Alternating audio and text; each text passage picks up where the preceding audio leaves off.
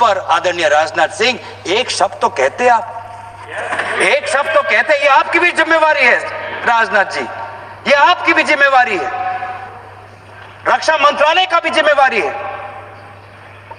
बार बार हम ये देख रहे हैं सर कि आदरणीय गृह मंत्री जाते हैं, कहते हैं कि बहुत अच्छा बंदोबस्त हो गया है, टेररिज्म के हमने उनकी रीढ़ की हड्डी तोड़ दी।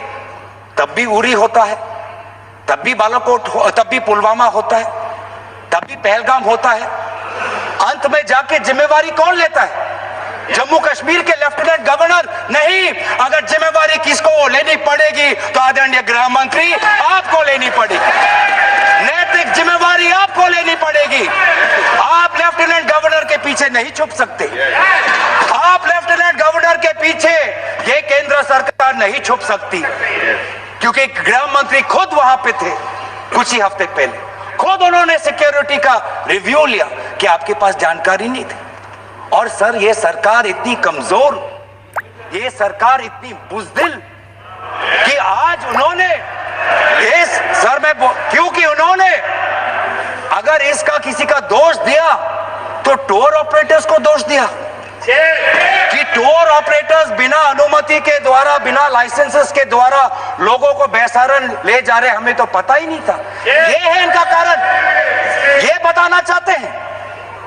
तो सर यही तो दुख की बात है कि कहीं ना कहीं एक सरकार में एक अहंकार आ चुका है। इंटेलिजेंस और सिक्योरिटी जो फ्रेमवर्क है, एस्टेब्लिशमेंट है, जो लोग हैं जो निर्णय लेते हैं इंटेलिजेंस और सिक्योरिटी की, आज उनमें एक अहंकार आ गया है कि चाहे जितनी भी बड़ी गलती हो उन पर कोई सवाल नहीं उठा सकता। लेकिन आज हम सवाल उठा रहे हैं, आज हम सवाल उठा रहे हैं, आज हम सवाल उठाएंगे। प्रधानमंत्री मोदी जी, आपको अब सऊदी अरब में थे, आप जब वापस आते आपका पहला नैतिक कर्तव्य होता कि पहलगाम आप जाते, लेकिन आप पहलगाम नहीं गए, एक सरकारी कार्यवाही के लिए आप बिहार गए और चुनावी भाषण दिया। देश के मुखिया सऊदी अरब में थे, पूरा कार्यक्रम उन्हें संपूर्ण किया, वापस आए और वो पहलगाम भी नहीं जा पाए और बिहार में जाके चुनावी भाषण दे रहे हैं। अगर पहलगाम में कोई गया तो हमारा नेता राहुल गांधी गया। अगर पहलगाम में जो लोगों की मृत्यु हुई उनके लिए अगर शहादत की मांग कोई कर रहा है तो हमारा दल का नेता राहुल गांधी कर रहा है। राहुल गांधी जी बदामी के कंटोनमेंट में गए। सर मैं बोलूं, sir house in order, sir house in order में, sir house is not in order में रहेगा सर। टाइम लेकिन आप तथ्यों पे बोले हैं, गलत सूचना नहीं दे सदन में, गलत सूचना नहीं मत दे। हम इसके ऑर्डर में लाइए सर। कोई सदन में गलत तथ्य नहीं रख सकते आप। सर मैं बोलूं सर कैमरा आएगा मेरे पे। धन्यवाद आदरणीय अध्यक्ष महोदय, आदरणीय अध्यक्ष महोदय, अब बात आती है ऑपरेशन सिंदूर की। आज मैं राजनाथ सिंह जी का भाषण सुन रहा था, मुझे पता नहीं चल रहा था कि राजनाथ सिंह जी जो भाषण दे रहे थे वो किस समय का उजागर कर रहे थे, वो किस समय का उजागर कर रहे थे, वो किस समय का उजागर कर रहे थे। क्या वो 2016 के बाद क्या उन्होंने ये नहीं कहा कि हम घुस के मारेंगे और पाकिस्तान को आज वो उनका जो भी टेररिस्ट इंफ्रास्ट्रक्चर है उसको खत्म कर देंगे? वही बातें तब की, वही बातें पुलवामा की बात की कि पुलवामा के बाद आज हमने, हमारे लड़ाकू जहाज अब गए हैं, अब पाकिस्तान अब कभी भी भारत पर उंगली नहीं दिखा सकता। और उसके बाद आज दोबारा वही बातें कर रहे हैं, आज दोबारा वही बातें कर रहे हैं कि हम घुस के मारे, हमने ये किया, फलाना किया। और ये अब भी कह रहे हैं कि ऑपरेशन सिंदूर कंप्लीट नहीं हुआ, अधूरा है, क्योंकि कल को जाके दोबारा पाकिस्तान कर सकता है। ये खुद कह रहे हैं, ये खुद कह रहे हैं, ये खुद कह रहे हैं कि इसके पश्चात भी पाकिस्तान कल को जाके कर सकता है। तो ये कैसा, ये जो सफल कैसे हुआ, फिर क्या सफल हुआ? आज ये खुद कह रहे हैं कि हमारा मकसद युद्ध का नहीं था। हम पूछना चाहते क्यों नहीं था, होना चाहिए था। आज उन्होंने खुद कहा कि हमारा मकसद जमीन लेने का नहीं था। क्यों नहीं था? पाकिस्तान ऑक्यूपाइड कश्मीर अगर आज नहीं लेंगे तो कब लेंगे? ये उन्होंने खुद कहा, इन्होंने खुद कहा कि हमारा मकसद था टेररिस्ट के इंफ्रास्ट्रक्चर पर आक्रमण करना। तो क्या हमने उरी के समय नहीं किया? क्या हमने पुलवामा के समय नहीं किया? लेकिन उसके पश्चात भी पाकिस्तान का इतना साहस कि आज उन्होंने पहलगाम में जो पिछले 20 वर्षों में हमारे भारतीय नागरिकों पर सबसे दर्दनाक अगर हमला हुआ है तो आपके समय पे हुआ है। आपके समय में उरी हुआ, आपके समय में पुलवामा हुआ और आपके समय में आज पहलगाम हुआ रहा। कुछ बातों का उजागर किया, कुछ किताबों का भी उजागर किया। ये एक नई प्रक्रिया है सर। हर चर्चा में आदरणीय भाजपा के नेता एक किताब उठा लेते हैं, फिर कुछ पंक्तियां वहां से पढ़ते हैं। इतिहास, मैं इतिहास के पंक्तियों को नहीं पढ़ना चाहूंगा। आज हमारे भारतीय सेना के जो बड़े अफसर हैं, मैं उनकी बात में पढ़ना चाहूंगा। दुख की बात तो ये है सर कि ये वो बातें हैं जिन्हें हमें भारत के अंदर सुनना चाहिए था। लेकिन अगर पहली बार अगर हमने सीडीएस को सुना तो हमने सिंगापुर में सुना, श्रृंगला डायलॉग में। ब्लूमबर्ग को वो जानकारी दे रहे थे, हमें नहीं सर। ब्लूमबर्ग को क्या जानकारी दिया, मैं पूरा पढ़ लेता हूं without editing. What is important, क्या जरूरी, हिंदी में अनुवाद करने की कोशिश भी करता हूं, मत करो। क्या ये जरूरी नहीं कि जेट गिरे, पर क्यों गिरे, क्या गलतियां हुई, वो महत्वपूर्ण है। संख्या महत्वपूर्ण नहीं सर। 35 ही राफेल है देश में, 35 ही राफेल है। अगर उनमें से कुछ गिरे भी तो देखिए सर, मुझे तो लगता है कि बहुत बड़ी क्षति हुई। 35 राफेल, अगर कुछ उनमें से भी अगर कुछ गिरे तो मुझे लगता है कि जरूरी है, क्योंकि आपको लगता है कि 35 राफेल काफी है, तो अगर कुछ गिरे तो वो भी जरूरी है। और उन्होंने उसके बाद ये कहा कि ये बात अच्छी है कि हमने अपनी गलतियों को समझा, उसको सुधरा, और 2 दिन बाद हमने अपने जेट को उड़ाए और दूर से हमने आक्रमण किया। सर ये मैं थोड़ी जानकारी चाहूंगा। हमारे पास जो हमें संदेश मिलता है कि दुनिया के सबसे बढ़िया और बेहतरीन लड़ाकू जहाज हमारे पास है, सबसे बेहतरीन पायलट हमारे पास है, तो सीडीएस को ऐसा क्या कहना पड़ा, ऐसा क्या परिस्थितियां हैं कि हमारे पायलट हमारे लड़ाकू जहाज क्लोज रेंज में नहीं जा सकते, उनको दूर से ही फायर करना पड़ता। ये क्या है, ये क्या ऐसी क्या पाबंदी है, ऐसी ये क्या पाबंदी है कि सीडीएस को ये कह रहे हैं कि हमारे लड़ाकू जहाज ने पहले दिन गलतियां की, गलतियां हमने सुधारी और दूर से हमने आक्रमण किया। क्या हम पास से नहीं कर सकते? ये जानकारी हमें दे। हम ये जानना चाहते हैं कि lieutenant general Rahul R Singh ने सदन के अंदर नहीं, सांसदों को नहीं, राजनीतिक दलों के फ्लोर लीडर्स को नहीं, फिक्की में जाके कहा, क्या कहा उसका भी मैं हिंदी में अनुवाद करता हूं कि पाकिस्तान तो सिर्फ फ्रंट पे था और पाकिस्तान के पीछे चाइना उनके पूरी तरीके से समर्थन कर रहा है। ऐसी कोई आश्चर्य की बात नहीं होनी चाहिए, क्योंकि पिछले 5 वर्षों में लगभग 80% मिलिट्री हार्डवेयर पाकिस्तान को सब पूरा चाइना से मिल रहा है। तो सर, मैं आज पूछना चाहूंगा आदरणीय राजनाथ सिंह जी से, जो सरकार चीन को लाल आंख दिखाने की बात करती है, एक बार भी आपने चीन का उजागर अपने भाषण में क्यों नहीं किया?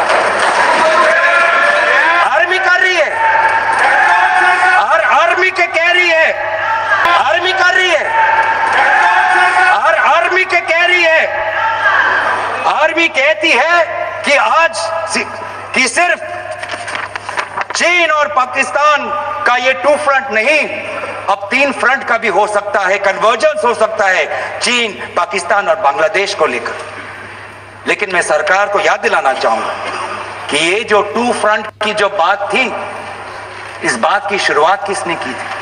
इस बात की चेतावनी किसने दी थी? इस बात की चेतावनी इसी सदन में हमारे दल के नेता राहुल गांधी जी ने दी थी। और यही हम जानना चाहते हैं, यही हम जानना चाहते हैं कि आज जो युद्ध हुआ, इसमें पाकिस्तान को चीन से कितना समर्थन मिल रहा है। हम सेना से नहीं, आज हम आदरणीय राजनाथ सिंह जी से और प्रधानमंत्री मोदी जी से जानना चाहते हैं।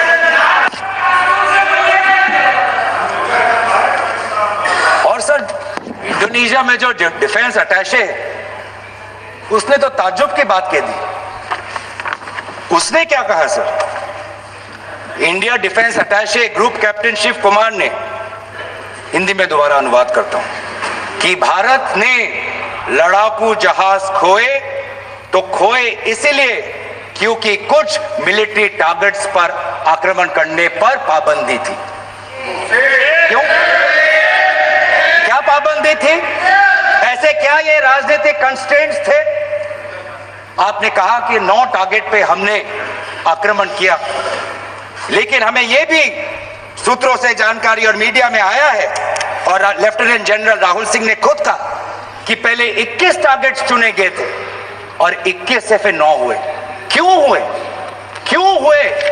आज मैं ये जानना चाहता हूं कि पिछले 20 वर्ष में सबसे घातक आक्रमण हमारे महिलाओं पर हुआ, हमारे बच्चों पर हुआ, भारत के आत्मा पर हुई। हमने सबने वो दहशत को अनुभव किया, हम सब एकजुट हुए, हमने पूरी तरीके से समर्थन प्रधानमंत्री मोदी जी को दी कि अब जाइए। और ऐसा एक माहौल बन चुका था कि देश किसी भी कीमत चुकाने के लिए तैयार था।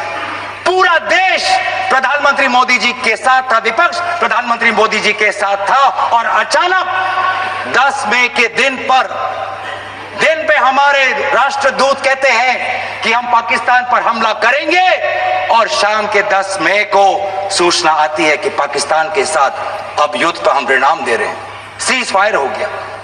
क्यों? क्यों हुआ? हम आदरणीय प्रधानमंत्री मोदी जी से जानना चाहते थे, अगर पाकिस्तान वाकई में अपने घुटने टिकने के लिए तैयार था, तो आपने क्यों रुका? आप क्यों रुके? और किसके सामने आप झुके? किसके सामने आपने सरेंडर किया? किसके सामने आपने सरेंडर किया? वो अमेरिका के राष्ट्रपति जो 26 बार आज कह चुके हैं कि व्यापार को लेकर उन्होंने भारत और पाकिस्तान को सतर्क किया और दोनों को मजबूर किया कि वो इस जंग को छोड़े। 26 बार। आज राष्ट्रपति ट्रंप खुद कहते हैं कि 5-6 जेट गिरे हैं। एक जेट करोड़ अरब रुपयों का है, मिलियंस एंड मिलियंस का है। इसलिए हम जानना चाहते हैं, आज हमें स्पष्ट रूप से आदरणीय राजनाथ सिंह जी बताएं, देश पर विश्वास करें, देश में वो साहस है सच्चाई सुनने की। आज आप बताएं कितने लड़ाकू जहाज गिरे? हमारे में वो साहस है, क्योंकि ये सूचना, ये सच्चाई सिर्फ देश के नागरिकों के लिए नहीं, ये सूचना, ये सच्चाई हमें देश के जवानों को भी देना है।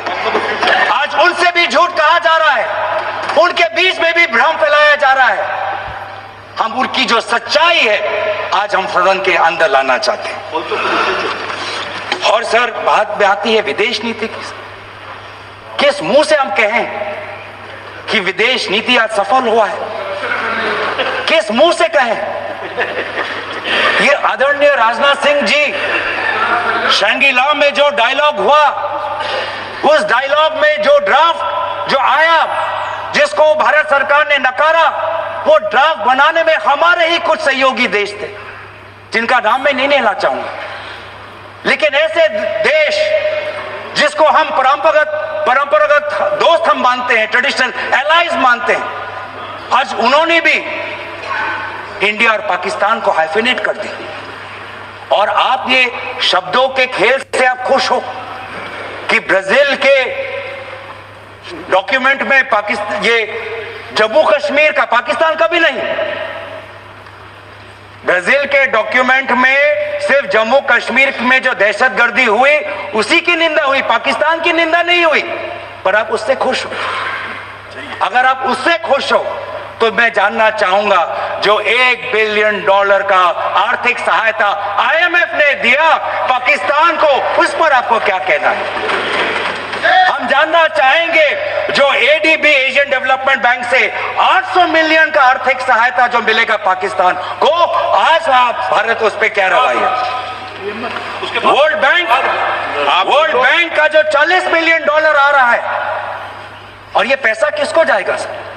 पाकिस्तान की नेतृत्व उनकी जनता या उनकी चुनी हुई सरकार नहीं, पाकिस्तान की सरकार का जो रिमोट कंट्रोल है वो पाकिस्तान की सेना के पास है। तो ये सारा पैसा वहीं जाएगा जहां पर हमने मिसाइल गिराई। तो क्या इतना भी हम नहीं कर पाए? क्या इतना भी ताकत नहीं? क्या इतना भी विश्व गुरु में लोगों का विश्वास नहीं, देश अंतर्राष्ट्रीय नेताओं का विश्वास नहीं कि IMF का एड ना जाए पाकिस्तान के पास, वर्ल्ड बैंक का एड ना जाए पाकिस्तान के पास, ADB का एड ना जाए पाकिस्तान के पास? आप में इतना भी ताकत नहीं कि एक देश ने पाकिस्तान को टेरर स्टेट का दर्जा नहीं दिया। एक देश ने आज FATF, financial action task force में, जिससे बहुत नियंत्रण पाकिस्तान पे पड़ती थी, आज उससे वो 2022 में निकल आई ग्रे लिस्ट। क्या वो डालेंगे? तो इसीलिए आज हम ये मांग करते हैं कि सरकार अब डरिए मत, सच्चाई से डरिए मत। उस दिन भी देश सरकार के साथ दहशतगर्दी के खिलाफ खड़ा था, विपक्षी दल सरकार के साथ खड़े हैं, और आज भी दहशतगर्दी के खिलाफ सच्चाई के पक्ष में देश और विपक्ष आज सरकार के साथ। आप हमें अपना दुश्मन ना समझे, हम सरकार के दुश्मन नहीं हैं, हम अपने देश के पक्ष में बोल रहे हैं, जवानों के पक्ष में बोल रहे हैं। पर आप हमें कृपया सच्चाई देने का हमें वो सम्मान दीजिए। सच्चाई सुनने का अधिकार हमारा है, और जितने बार आप झूठ और भ्रम फैलाएंगे, हम उतनी बार आपको पूछते जाएंगे कि आपने क्या किया। और इसीलिए आज मैं खड़ा हूं। अपेक्षा बहुत की थी कि पहलगाम का उजागर होगा, आदरणीय गृह मंत्री नैतिक जिम्मेवारी लेंगे, राष्ट्रीय सुरक्षा सलाहकार नैतिक जिम्मेवारी लेंगे, और प्रधानमंत्री मोदी जी कहेंगे क्यों उन्होंने ऑपरेशन सिंदूर जो अंतिम अंजाम था, हमें तो मीडिया में सुनते हुए ऐसा लगा कि हम कराची में उठेंगे। मीडिया में हमारे भारत की मीडिया जो जिनको सूचना आपसे ही मिलती है, उनका सुनने में लगा कि आज तो हम फतह करके ही रहेंगे, लेकिन पता चला कि नहीं, कहीं ना कहीं हमारे पैर डगमगा गए, और जो अंतिम परिणाम था उससे पीछे हम हट गए। हमें पीछे नहीं हटना, हमें आगे बढ़ना है, सच्चाई के साथ, लोकतंत्र के पक्ष में। इन्हीं बातों के साथ मैं अपना पक्ष समाप्त करता हूं। धन्यवाद। जय हिंद।